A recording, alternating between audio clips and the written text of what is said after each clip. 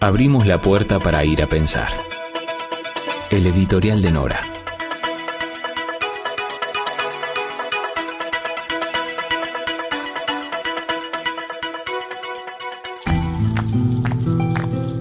Nacido en Venezuela a mediados del siglo XVIII, Simón Rodríguez fue alimentando el anhelo de una América libre.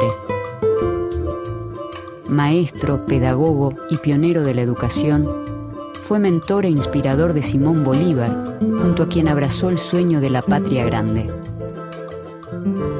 Simón Rodríguez presentó las ideas más democratizadoras de la época de la emancipación y promovió la escuela pública y la educación popular. Luchó por los derechos de mujeres, niños e indígenas, impulsando siempre un pensamiento crítico.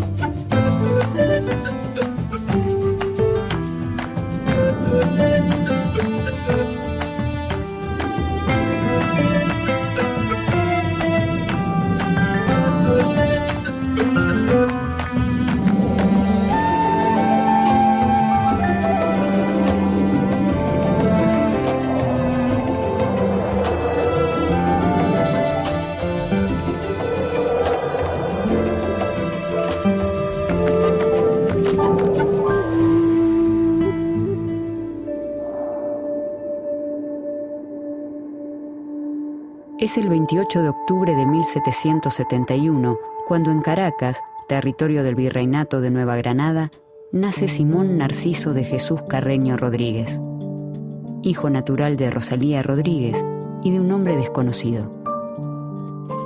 A sus 22 años de edad, el Cabildo de Caracas lo autoriza para desempeñarse como ayudante del maestro de primeras letras en la primera escuela que tiene la ciudad. Por ese entonces, para ser maestro solo era necesario demostrar ante el Cabildo saber leer, escribir y contar y tener moralidad.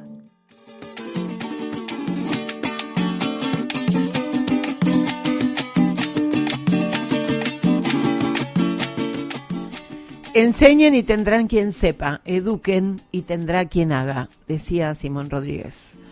Toca a los maestros hacer conocer a los chicos el valor del trabajo, para que sepan apreciar el valor de las cosas. Al que no sabe, cualquiera lo engaña. Al que no tiene, cualquiera lo compra.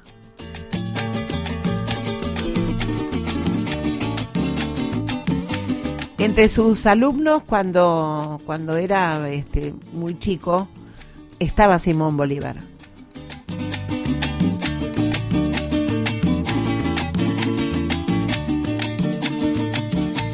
Será por eso que Simón Bolívar decía que un ser sin estudios es un ser incompleto, que la esclavitud es hija de las tinieblas de la falta de educación.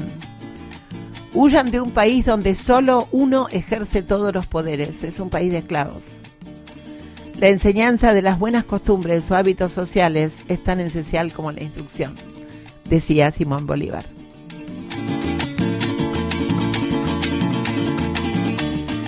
Enseñen a los niños a hacer preguntones para que, pidiendo por qué de lo que se les manda hacer, se acostumbren a obedecer a la razón, no a la autoridad, con los limitados, sino a la costumbre, como los estúpidos. Vamos de vuelta, porque me parece importantísima esta frase. Enseñen a los niños a hacer preguntones. ¿Para qué? Pidiendo el porqué de lo que se les manda hacer, se acostumbren a obedecer solamente a la razón, no a la autoridad, como los limitados, no a la costumbre, como los estúpidos.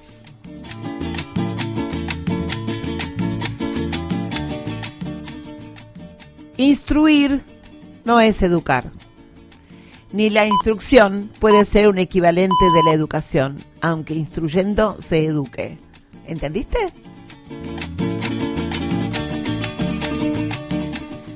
Simón Rodríguez fue, sin lugar a dudas, el maestro que sentó en América Latina un montón de bases de la educación. Otros fueron maestros para recordar en el día de hoy: Gabriela Mistral, José Martí, en fin, digo, es como muy grande y tenemos el tiempo medio acotado, pero quiero ir al maestro nuestro, al controversial, al terrible, porque ¿por qué te leí algunas frases controversiales de Simón Rodríguez y de Simón Bolívar? Porque hay que poner todo en su contexto y en su tiempo.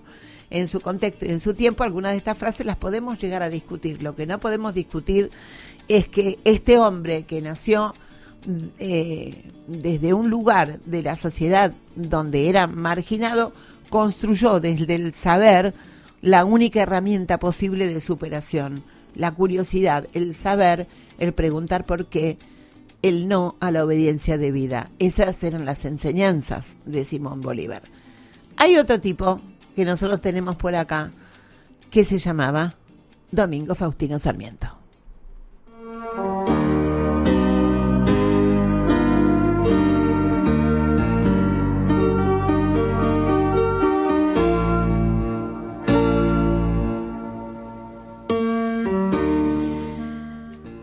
Con esta forma de tocar así más engolada el himno a Sarmiento, yo después, cuando terminemos la columna, que la voy a hacer rapidito, les voy a decir cuál es la versión que a mí me gusta del himno a Sarmiento. El peor Sarmiento, sin ningún lugar a dudas, fue el del Partido Unitario, el que tras la batalla de Caseros en 1852, donde peleó del lado de los vencedores, dio la espalda a Urquiza para enrolarse en el porteñismo duro, junto a Bartolomé Mitre, Alcina y demás halcones de la metrópoli, convertida en ínsula rebelde, dice un texto de la época. Él creía ver en el entrerriano un remedio de rosas y creía que podía ser un nuevo tirano, y esto era algo que ya la grieta en aquel momento estaba más que visible. El mismo Sarmiento que años después escribió una carta fulminante a Bartolomé Mitre, vencedor de Pavón: no trate de economizar sangre de gauchos, este es un abono que es preciso hacer útil al país. En fin, el peor Sarmiento, hay mucho para decir. El mejor Sarmiento, vamos ahí.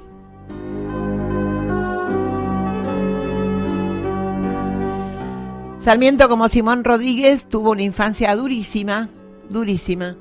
De muy chico él también creció marginal, y ustedes recordarán las anécdotas de su madre, la madre de Sarmiento, tejiendo debajo de la parra. Yo recuerdo que cuando era chica hacíamos el chiste de Dominguito al lado de la mamá con la Nitax. La Nitax era una máquina de tejer. Le digo a la gente que no llega a los 35 años porque no van a entender de qué estoy hablando. Sin ningún lugar a dudas, ese hombre que se superó y que forjó un carácter durísimo, tenía que ver con entender también él que la única manera de superarse tenía que ser con el uso de su cabeza. Militó como un Quijote la guerra contra el analfabetismo. Militó para que brotaran escuelas donde no las había, para que las enseñanzas les llegara a todos por igual. Planteó, igual que Simón Rodríguez, la necesidad imperiosa de la educación de las mujeres en momentos en que las mujeres eran vistas como objetos y las únicas que existían eran aquellas mujeres de los salones en donde sí podían, Mariquita Sánchez de Thompson y demás, en donde sí podían tener actividad política y cultural. En fin, Sarmiento, un señor controversial al que se le deben muchísimas cosas, entre otras el tener un sistema de educación laico y un sistema de educación gratuito. Para Sarmiento, saber era poder, era la única manera de poder. Simón Rodríguez murió sin tener otro honor que haber sido un gran educador. Sarmiento llegó a presidente y más allá de esa historia, ¿qué podía pretender? Murió como tantos otros en el exilio. Les cuento que fue quien llegó a dictar la Ley de Educación Común, que se sancionó en 1884. Y tanto creía él en la educación que las primeras mujeres que diseminó por lo largo y a lo ancho del país fueron mujeres maestras. ¿De dónde las trajo? Las trajo de Norteamérica. ¿Por qué las trajo de Norteamérica? ¿A quiénes eligió? ¿Y de qué se trata? Va a ser producto de otra columna, porque hay un libro interesantísimo, Las Maestras de Sarmiento, en donde te dicen que eligió a mujeres con una enorme capacidad pedagógica y técnica, pero además mujeres que eran en aquel momento outsider, como una pareja, la primera pareja lesbiana que se instala en una provincia y donde acá, bueno, a nadie les decía absolutamente nada. Creó el jardín zoológico, el jardín botánico. Sarmiento, ese que cuando yo lo escuchaba en el aula, en el patio del colegio, en la época en que yo iba y se cantaban estas cosas todavía, recuerdo perfectamente que para mí siempre el himno a Sarmiento sonó a cumbia. Yo lo bailaba y más de una vez me sacaron de la fila porque yo lo bailaba como si fuera algo tropical. Mirá en el Bicentenario cómo me dieron la razón. Acá va.